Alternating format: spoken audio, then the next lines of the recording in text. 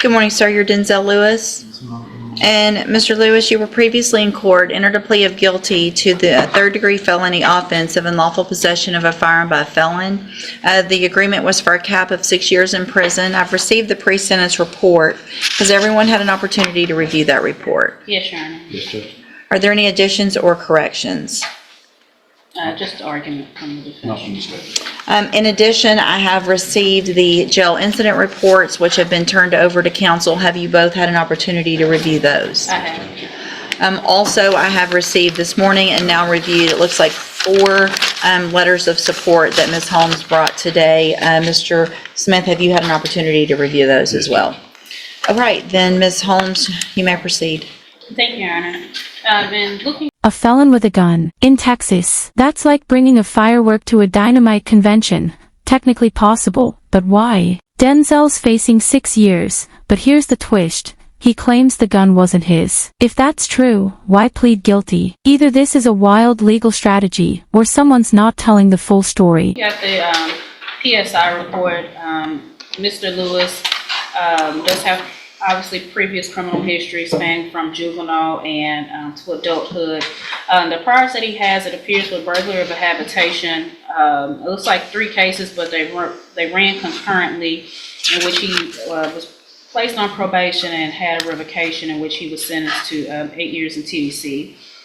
He has since been discharged from that, Your Honor, and after being released, there was this traffic stop, which resulted in a firearm being found in the vehicle in which Mr. Lewis was driving. Obviously, in reading his response to the PSI officer, I would allow him to elaborate more on that. Obviously, he did plead guilty to the offense, taking responsibility, and we are seeking 8 years for burglary. That's not a slap on the wrist. That's the whole arm. And now he's back. The judge is side-eyeing this like, again. But here's the kicker. Texas enhances penalties for repeat offenders. Denzel's lucky he's not facing 20 years right now. probation in this case, Your Honor. We believe that at this point in Mr. Lewis's life, he understands, obviously, being incarcerated before, that it's not somewhere that he wants to go back and spend potentially 6 additional years of his life. He would like this opportunity on probation to have that opportunity to spend and get back on track with employment, to take care of his family and provide for his family. And reading those support letters, Your Honor, he does have support here from family and friends in the community that are willing to step up and help him to make sure that he is a productive citizen and he gets back on track and understands that there's just certain things with being a convicted felon that he cannot do.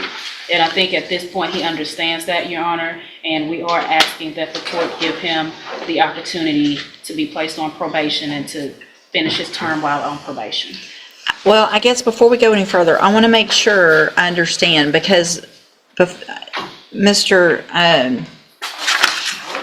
Lewis, your version of this is that it wasn't your gun, it was in your girlfriend's purse, and you didn't even know her purse was in the car, much less the gun was in the purse in the car.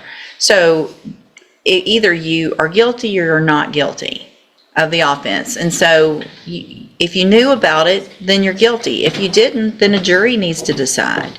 I'm pleading guilty because I was driving the car, and by me driving and then finding the gun,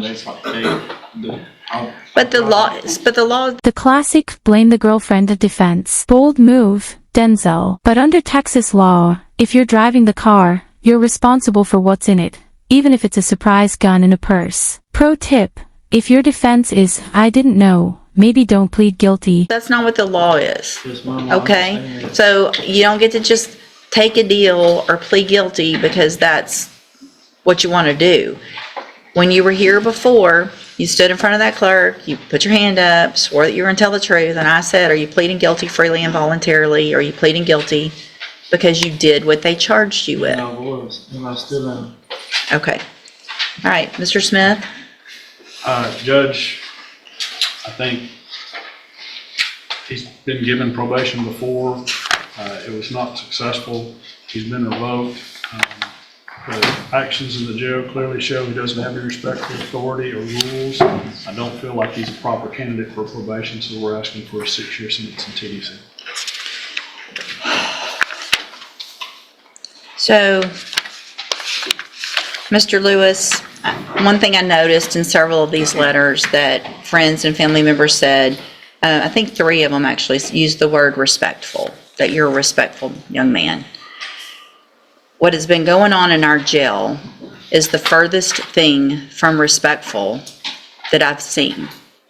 The number of times, and the fact that I have to say this out loud, the number of times that you choose to masturbate in front of the officers on purpose is ridiculous. Can I speak on that, Your Honor? Sure.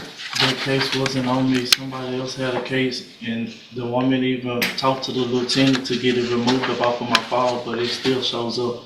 Did the judge just say what I think she said? Denzel's jail reports read like a banned HBO series. If disrespect were an Olympic sport, this man's got the gold medal, and now he's asking for probation. The audacity is astronomical. That was not on me. It's somebody else. It's more than one time. But I So don't- hold on. So on April 14th, let's just go through them. On April 14th, you were in trouble for not being in your bunk, that you had been given several orders to go to your bunk. You proceeded to walk around yelling, "Bitch, stop talking to me." So that's from April 14th, last week. Then on April 7th, it alleges that you had your hands in your pants, moving in and back and forth, that you were told to take your hands out of your pants, and that you had been told before, or this officer had been briefed on the fact that you were known for doing this. Your response, according to this, is that that person should have asked the officers how big your penis, anyway. Since they want to be talking about you, they should have told them about that too.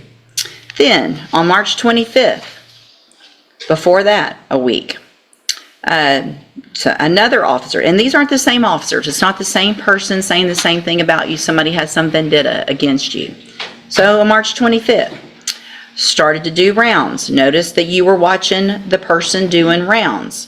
Had his hand over his midsection as if he was rubbing on himself. March 18th, another different officer. Notice monitoring the bunk. There you are, laying on your back, stroking your penis in a back and forth motion, told not to do so. January 24th, 2025, you're in trouble for walking around. This one, notice the way you're laying on your bunk in a way, making motions under the blanket, walked past, turned around to see if you were still doing it. Then you supposedly look at this officer and say, "I'm not doing anything," while you lifted the blanket up for that officer to see it. 6 years, no probation, no second chances. And the judge isn't just mad, she's disappointed. Denzel had letters calling him respectful, but the jail footage, yeah, that's a hard nope. Moral of the story, when the judge has to say, stop masturbating in jail more than once, your chances are 0. January 4th, another time, being told to be quiet, do what you're supposed to do, didn't do it that date. December 29th, another issue of not following the rules. December 17th, another infraction for arguing and not following the rules. So if there was one time when they got the wrong person, that's one thing. That's over and over again, you disrespecting female officers who are in there just doing their job. I sleep on my back. Sir, I know. we're really gonna do that? You asked me, and I'm telling you, John, I sleep on my back. Uh-huh. I have sisters. I have a mama. I don't do that. Them people, write whatever they. They're write. making this up on I don't you? have- That's terrible of them to do that. If you look at my cases report, ma'am, I don't have any cases on none of that. I don't have any time. I'm not on no restriction on none of that. Okay. Up in the county. You were off parole, the way I do the math, less than a Was on year. parole. So you did your whole 8 years? Yes, ma'am. What'd you do in prison to have to do your whole 8 years? I was in SIG. For doing what? Just tattooing, contraband. Not following the rules while you're in prison. I'm going to find that you previously entered your plea of guilty freely and voluntarily. Find sufficient evidence to find you guilty, and at this time find you guilty of unlawful possession of a firearm by felon. Sentence you to a term of 6 years in the institutional division of the Texas Department of Corrections. You will receive credit on that sentence for any time that you've been in custody that the law gives you the right to receive. I'm handing you the trial court certification that shows this was an agreement that I followed, and so you've waived your right to appeal, and you're lucky that this was the agreement. Mr. Smith was generous. The fact is, you could have been enhanced to a second-degree felony because of your history. And here's the kicker. Denzel's now banned for life from touching guns in Texas. That's not just a legal footnote. It's a permanent scarlet F for felon. So next time he's near a purse, maybe ask what's inside first. And you're lucky you weren't. I have also handed you a written admonishment regarding your ineligibility to possess a firearm or ammunition. Obviously you know this, but I'm required to read this to you. Because of the judgment entered against you, you're ineligible under Texas law to possess a firearm or ammunition. Possession of a firearm or ammunition could lead to charges against you. Firearm is a legal term, and you should read the written admonishment I provide you to see what devices qualify as a firearm. If you have questions about the laws that make you ineligible to possess a firearm or ammunition, or about how long it lasts, you can talk to Ms. Holmes. You can go with the bailiff.